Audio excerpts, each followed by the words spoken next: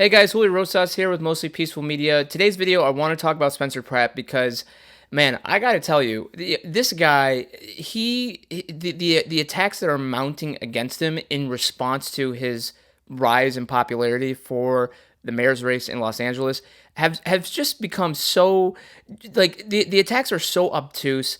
They are barely worth mentioning, but we kind of have to mention it just because of everything that they're lobbying against him. That they're just throwing things everything at the wall to see what can stick, and they're not coming up with much. And the most recent example of that is this whole quote unquote debate or controversy about where he lives. And so, for those who don't know, Spencer Pratt lived in the Pacific Palisades, and it was unfortunately he lost his home in the very big wildfires that happened in Los Angeles last year. Yeah, those wildfires.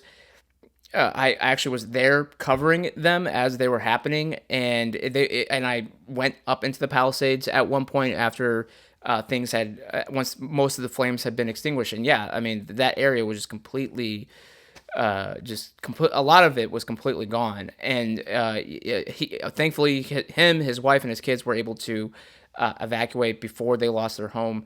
But that's one of the reasons why that's the big reason why he is in the race to become mayor, even though, yes, he doesn't have experience in politics, and we're going to get to that in a second. But he has seen the process play out. I mean, he announced his campaign earlier this year, back in January, because in the time since he's lost his home, he has seen just how corrupt and how bureaucratic the process has become to try to rebuild his house. And that's not to say that's no small thing, that's no easy feat, but in the whole year that he has lost his home, he has basically made almost no progress. I mean, the most livable part that he can do on his lot, because again, there's no structure, is put in a trailer. And so, because he can't live in the Pacific Palisades, can't live in his house, he has been living in Santa Barbara. There's reports that he's now living at a hotel in Bel Air, or in a nice part of Los Angeles. And for some reason, not just his opponents, Mayor Bass and Nithya Raman, or at least supporters of them, have made it a point to say, see, he doesn't really live in Los Angeles proper, because again, there's the city of Los Angeles and there's Los Angeles County, and the city of Los Angeles is actually smaller than you would think, just because of the metro area. Everything kind of blends together, especially in the county.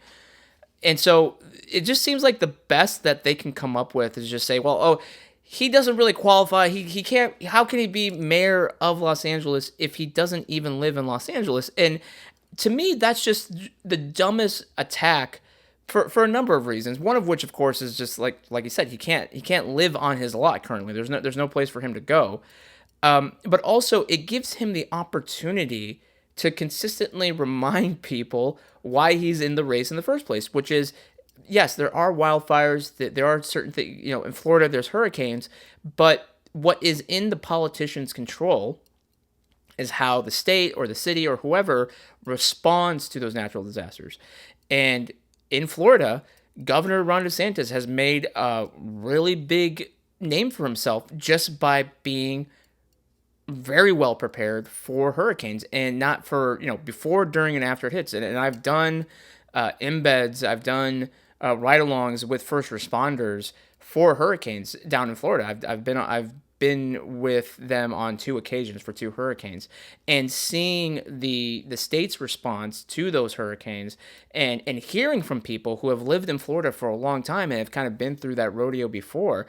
I mean, I remember hearing that after Hurricane Milton, there was people would say, "Oh yeah, we wouldn't have electricity for up to 2 weeks or 3 weeks, and during Ron DeSantis's leadership, we can get it back as little, depending on how bad it is, we can get it back within 2 to 3 days." And so then when you look at what happened in Los Angeles with how the warnings were there, and how understaffed Los Angeles Fire Department is, in no small part because of the vaccine mandates. And so then you look at, okay, so there was these, the warning signs that the Santa Ana winds were going to make any potential flame. And then you see how, yeah, there was a fire that was set by this, seemingly by this far leftist. uh, it wasn't completely put out, and so then when the winds picked up a couple days later, a couple weeks later, it was able to start the Pacific Palisades fire. And so that is why it is such a very one. It's a weak attack to say that how can Spencer Pratt be mayor if he doesn't live here? And then you look at he's been doing a very good job at that reminding of people as to why he's in the race in the first place. And it's very unusual that this seems to be the main point of contention, because I mean he did an interview recently with TMZ where the guys at TMZ saying that it was a controversy and try to like really dog him on this issue. And Pratt, even though he has no experience as a politician, he has experience working with the camera, obviously. So he was good at staying on message, right? Reminding people, telling people his story. Who, yeah, I mean, obviously not everyone is super aware of local races. So now they might be hearing for the first time, oh yeah, why is a reality TV star? And just very recently, Chelsea Handler made a video, which is playing right now, again talking about like how can we have a reality TV star with no political experience be a serious candidate? Have we learned nothing from Trump because of how horrible Trump is? And to me, that is a great endorsement for Spencer Pratt, because what Chelsea Handler and other people are saying is that we can't have somebody who's inexperienced to run one of the United States' largest city, because he might ruin it. And I'm thinking, do you think Los Angeles it doesn't have to be a perfectly run city. No city or state is going to be run perfectly. But do you think that Los Angeles is being run decently? Like forget good. We're not even in the realm of good. Like, do you even think it's just being run competently at all? And at one point she says, yeah, the bar is on the floor. Yeah, of course the bar is on the floor. Look at the current leadership right now. Look at the decades long leadership of Democrats for that city. Yes, at one point, and it wasn't even that long ago, where the California dream was still very much alive and well. But there were policies made over the years, especially during and after COVID, that has just completely, completely ruined it. And people think, well, we still have to go with people who are experienced. Well, if that's experience, I'm fine.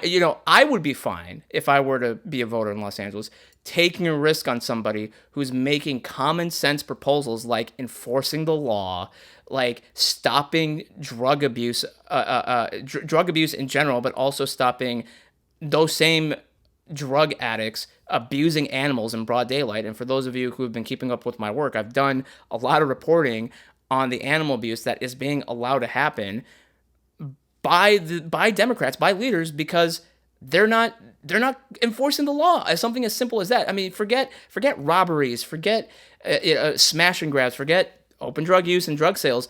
They're not even willing to enforce animal abuse laws, animal welfare laws right now, because, oh, well, we can't do that. That might be affecting the marginalized communities. It might be seen as racist. It might seem that, it's mean against the unhoused to enforce these laws, while dogs and cats and all other types of animals in places like Skid Row, in places like Compton, Watts, they're allowing animals to die or live in complete misery and squalor for their very short lives. And it's just funny to see these attacks against Pratt, because when you see tweets like this, posts like this on social media, it's like, how can we not be embarrassed?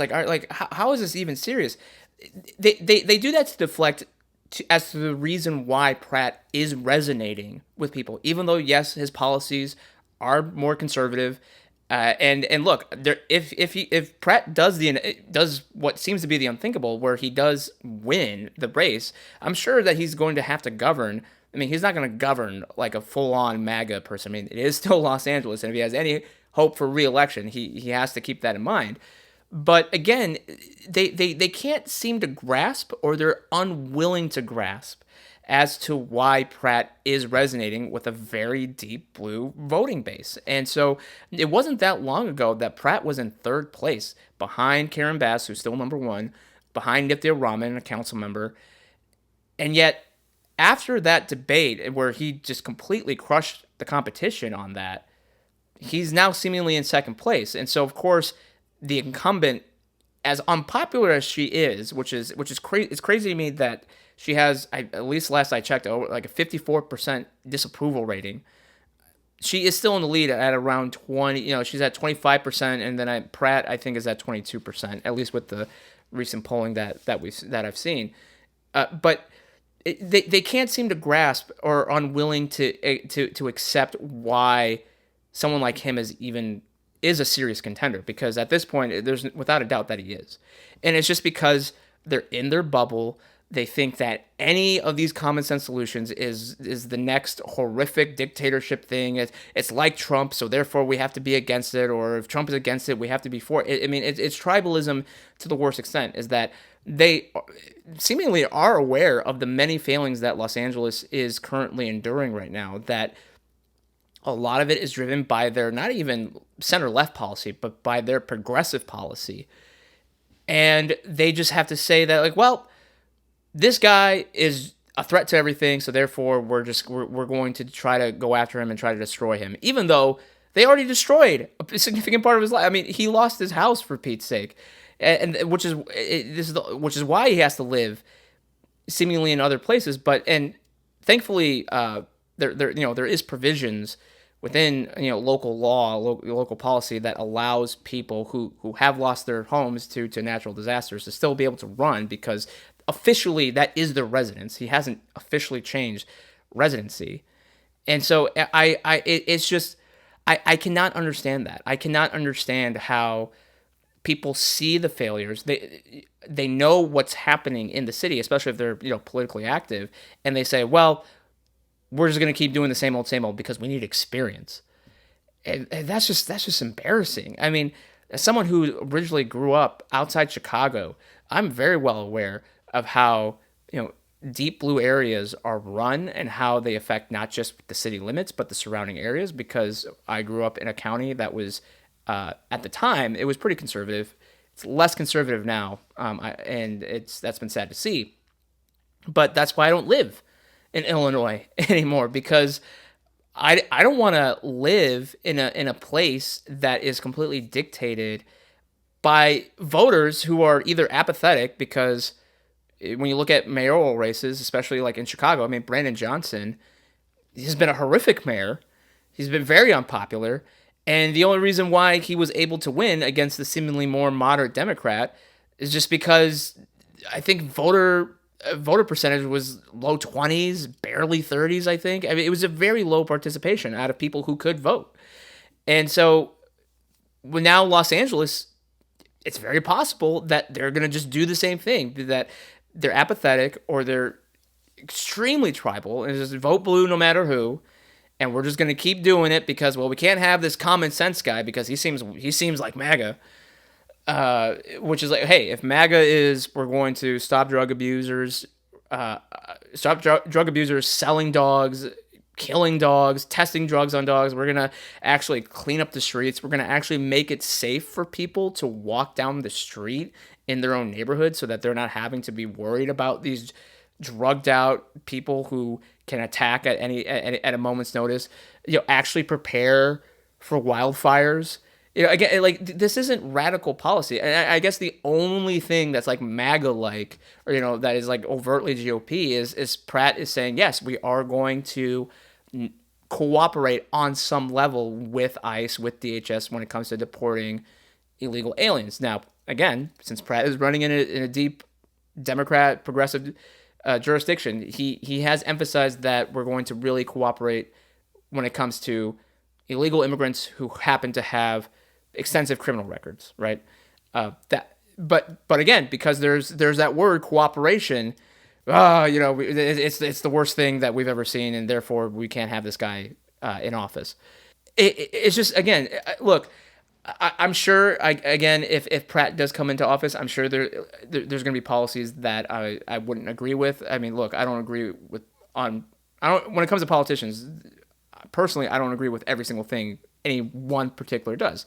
Obviously, I agree more than others, but I mean, Los Angeles has the opportunity to actually start changing things around. And I wrote over at Politibrawl a couple weeks ago about how, yeah, even if Pratt does get into office, I think his time as mayor is going to be an uphill battle. It's going to be this massive slog because he still has to deal with a city council that is beholden to the far left. I mean, just recently the city has had its most extreme members trying to propose saying, "Well, let's have non-citizens vote in local elections." He has to deal with the city council, but then he also has to deal with the political machine. So, I mean, a deep state, so to speak, in Los Angeles, because as Pratt pointed out during his debate, he doesn't want to actually go up against Karen Bass because Karen Bass is the establishment. All the unions are backing her.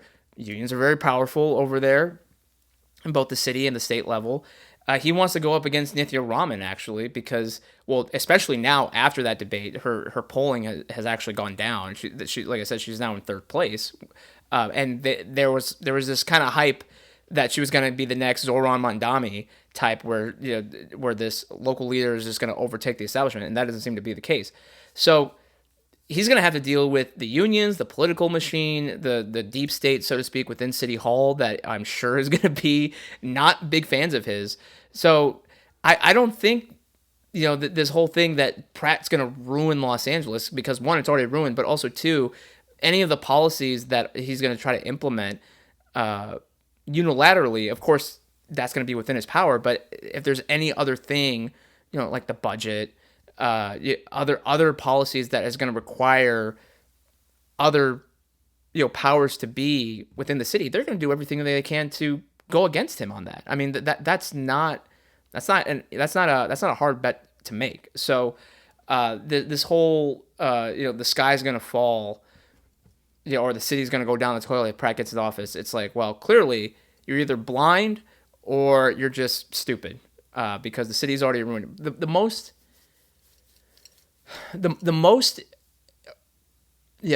prominent example that I have of just how much the city does not care anymore, just on any level, is when I was covering the anti-ICE protests back in January. And during the protests, it was a school walkout. It was one of the many school walkouts that happened. It was a Friday. A couple had happened during the week, but this was the biggest one because it was a Friday. So naturally, kids want to get out of school early to sit out. They want to leave so they can start the weekend. And a fight broke out amongst these. They seem like freshmen, but these high schoolers, these students. And at one point, one student stabbed another in the back, and it happened so fast, and it was within the scrum. It was within the crowd, so I didn't even see it at first. But then the victim, the kid, took his shirt off, and his entire backside was covered in blood, and he was bleeding so much that it got on the ground. And actually, I was standing in it at one point because he lost a lot of blood, and this kid skin tone was brown, but by the time the paramedics came and first responders came, he was pale. He was totally pale by the time he was taken away. So of course, naturally, that's a crime scene. Police put up police tape. They dispersed the crowd, and what was supposed to be an hours-long protest ended pretty quickly. The next day, I was walking by that same spot because there was another protest that was scheduled to happen. The blood and the crime scene was at the park right across from City Hall. And it was a Saturday at that point. It was a nice day. So there was this family that had their kids playing at the playground. By that point, obviously the police tape, it wasn't a crime scene anymore. They had processed everything. There was no reason to keep it as a crime scene. So the police tape was removed. There was nothing there. at that spot where I had stood the day before, the blood was still on the sidewalk. The city didn't think that once everything was said and done, hey, should we power wash? Should we clean blood from a stabbing that is right next to a playground that's right across from City Hall? Like, it's just, do we not have just the pride to have a clean sidewalk right outside City Hall that's right next to a playground where kids are currently playing? No, no one, I guess, thought of that. Or maybe it's like, oh, we'll get it to Monday because it's the weekend or something. I mean, that's just how far they just don't give a crap anymore. And that was in addition to, at the time, all the graffiti, all the anti-ICE graffiti, all the anti-Trump graffiti that was on the City Hall's walls themselves. I mean, because it was on the bus stops, it was on the sidewalk. It's just because they don't care anymore. Because what's the point? It's just gonna come back. Like, we're just gonna waste. I mean, I guess the only argument is like, well, we're saving taxpayer money because once it all dies down, then we could just clean it all up once, which is okay, fine. But I think that's giving them too much credit. But that's just how much, if they don't care about how the city presents itself in the area that's supposed to be the nicest area, of course the rest of the areas that are not as prominent are going to suffer as well, even on the most basic stuff. Something as simple as like keeping the lights on, because they're not prosecuting and not going after the thieves that are stealing the copper wire, and large portions of the city are dark. It's just a third worldification of what is supposed to be a world class city, and someone's coming along to say, "Hey, let's get back to it. This is how I'm going to do it." And you have people like people like this guy being like, "Well, actually, he's being a hypocrite because he's using AI." It was like, one, I don't think he's going to have the same budget as a major studio. This is a local campaign after all. It's not even a national campaign. But so that's those are my thoughts currently on the race. It's going to be very interesting to see what happens in June, because that's when the first round of elections. I don't think, again, this is right now, I don't think anyone's going to reach that 50% threshold that's required to win. So I think it will go to a runoff. It's just a matter of, can Pratt be in that top two to go into the runoff? And yeah, depending on whether it's, I mean, it does look like it's going to be Karen Bass who's going to be in that top two. And so it's a matter of whether Pratt can win those other voters over, or at least get the engagement of the people who might not be voting in the first round of elections. Because yeah, I don't see Nithya Raman voters going over to Pratt, or some of the other more far left, but are a lot further down in the polls. So that's what I think. I just think the attacks against him are just total weak sauce, just totally, just it's almost not even worth mentioning. But they're really trying to make it into, they're trying to make it a thing, and to me it's failing. I don't see it actually moving the needle against him. If you like this, make sure to like and subscribe to the YouTube channel. Make sure to subscribe to my Substack. We've got a good project coming out here within the next couple of days. I'm really excited about it. Just came back from Mexico, so make sure to stay tuned for that, and I'll see you at the next one.